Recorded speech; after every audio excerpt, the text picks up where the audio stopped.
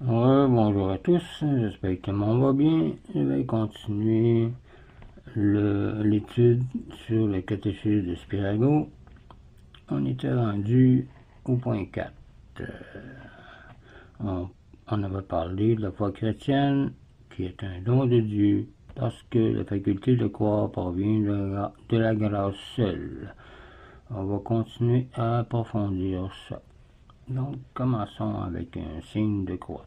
Au nom du Père, du Fils et du Saint-Esprit. Amen. On avait vu que le pécheur qui a perdu la foi recouvre cette vertu par la pénitence. Mais comme Dieu ne donne pas la grâce aux adultes sans leur coopération, Concile de Trente,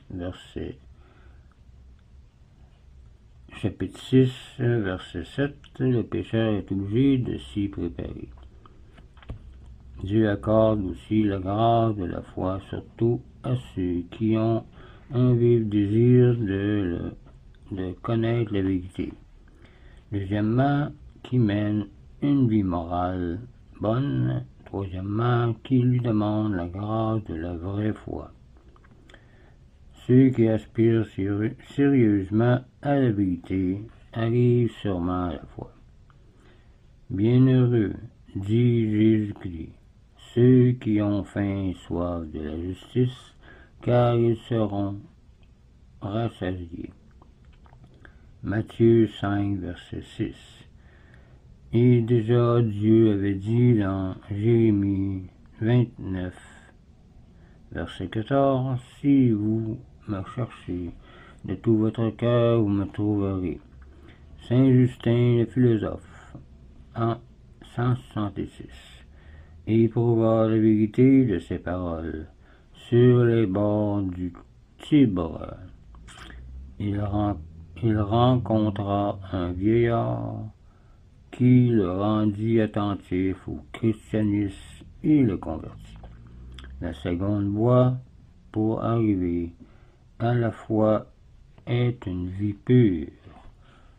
Les bonnes œuvres attirent la grâce de Dieu et par conséquent l'illumination de l'intelligence.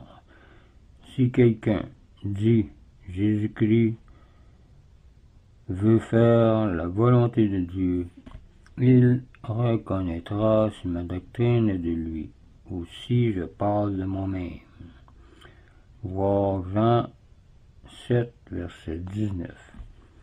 Saint Thomas d'Aquin pense que même un sauvage, vivant au fond des forêts et avec des bêtes féroces, qui, selon les lumières de sa raison, ferait le bien et éviterait le mal, obtiendrait de Dieu la grâce de la foi, soit par une illumination intérieure, soit par l'envoi d'un messager céleste, ange ou missionnaire.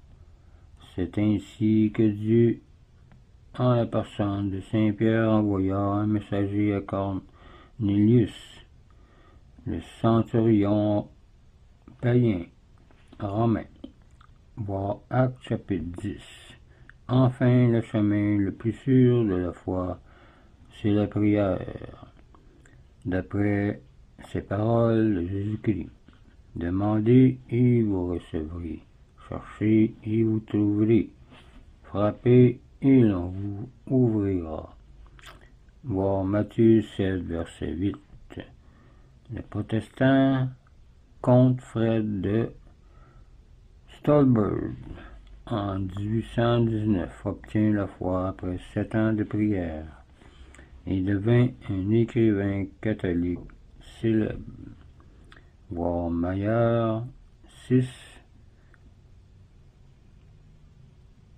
page 294. Dans sa miséricorde, Dieu donne souvent la foi même à des ennemis de la religion chrétienne, comme par exemple conversion de Paul dans Acte 9.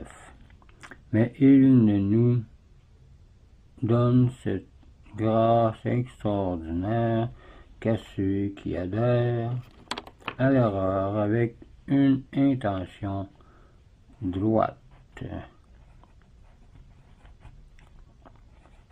Pour donner la grâce de la foi du sert soit d'un moyen ordinaire tel que la prédication, soit d'un moyen extraordinaire comme le miracle. Parmi les moyens ordinaires, il faut compter en outre la prédication, la lecture des livres religieux et l'instruction par les saints fidèles. Saint Augustin arriva peu à peu, à la fois par les sermons de saint Ambroise, évêque de Milan, saint Ignace de Loyola, par la lecture de la vie de Notre Seigneur et des saints. Meilleur, chapitre 1, page 191. Il faisait là le philosophe, saint Justin, le martyr, par les leçons d'un vieillard sur le bord du Tibre, comme j'avais dit. Dieu se servit de moyens extraordinaires au début du christianisme, même souvent de nos jours, ils en fait. Les pâtres des champs de Bethléem furent instruits par un ange de la naissance du Sauveur. Les mages furent amenés au Christ par une étoile extraordinaire. Saint Paul par une voix miraculeuse et une lumière tombée du ciel, comme j'ai dit dans Acte 9. Le geôlier de Philippe par l'ébranlement et l'ouverture de la prison. Acte 16, verset 16. Constantin le Grand par l'apparition d'une croix lumineuse au ciel en 312. Le célèbre missionnaire Alphonse Ratisbonne, riche banquier, juif alsacien, converti par l'apparition de la Sainte Vierge à l'église de Saint-André à Rome en 1842. Voir Mayer, chapitre 1, page 20. Le poète incrédule Clément Brentano en 1842, qui édita plus tard les visions de la voyante Catherine d'Émérite, fut converti parce que la Providence le conduisit au lit de mort de celle-ci. L'avocat parisien aveugle Henri Lasserre, l'historien futur des miracles de Lourdes.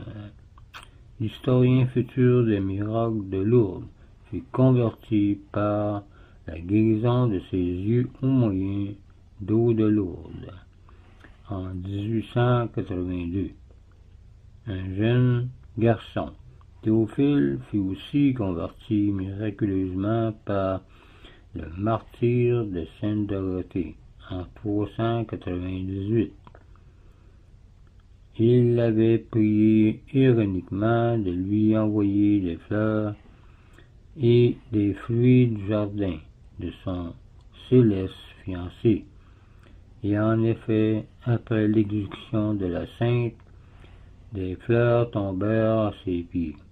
Il se convertit immédiatement et fut martyrisé. Beaucoup d'hommes n'arrivent jamais à la foi chrétienne parce que la bonne volonté leur manque et qu'ils sont trop orgueilleux. Beaucoup d'hommes ne croient pas parce que la bonne volonté leur manque, disait saint Augustin. de même que Dieu nous donne à tous la lumière du soleil, il veut donner à tous celle de la foi, disait saint Augustin. Le Christ, la lumière du monde, éclaire par l'Esprit Saint tout homme venant en ce monde. Voir Jean 1, versets 1 à 13. Mais certains hommes repoussent cette lumière. Ils ne veulent pas croire pour ne pas changer leur vie mauvaise. Ils préfèrent les ténèbres à la lumière. Voir Jean 3, verset 19. Et pêchent ainsi contre le Saint-Esprit. Si vous fermez les yeux ou les contrevents, vous ne verrez rien du Saint ultime. Mais ni la lumière ni les yeux n'en seront cause, ce sera votre volonté. C'est ainsi qu'aspirent les pharisiens du temps de Jésus. Les orgueilleux aussi n'arrivent pas à la foi. Voici pourquoi.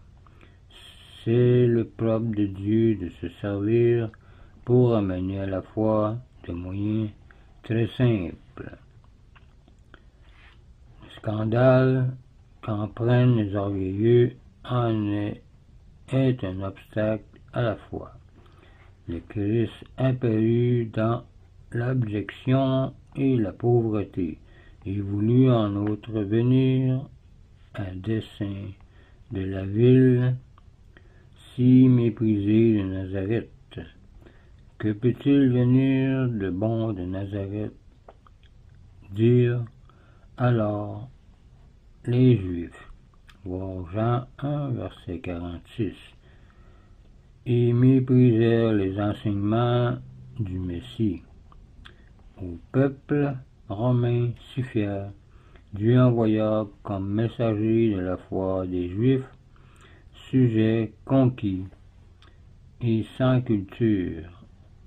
À Hérode et aux princes des prêtres, Dieu adressa à dessein des païens les 3 mages pour annoncer la naissance du Christ.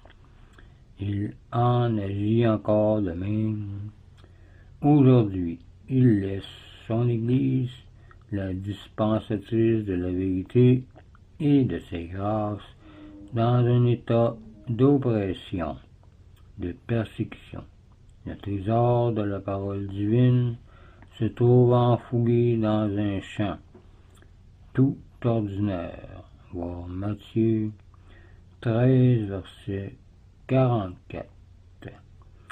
Il ne faut donc point s'étonner si les orgueilleux sont confondus. Dieu cache ses mystères aux sages et aux prudents du siècle. Voir Matthieu 11, verset 25. Il résiste aussi aux superbes. Voir 1 Pierre 5, verset 5. Et la parole de Dieu est la nourriture de notre âme. Ce serait tout pour cette vidéo. La prochaine fois, on verra le point 5. On parlera de la foi chrétienne et la condition nécessaire au salut. Donc, je vous laisse là-dessus. Je vous dis au revoir et union prière.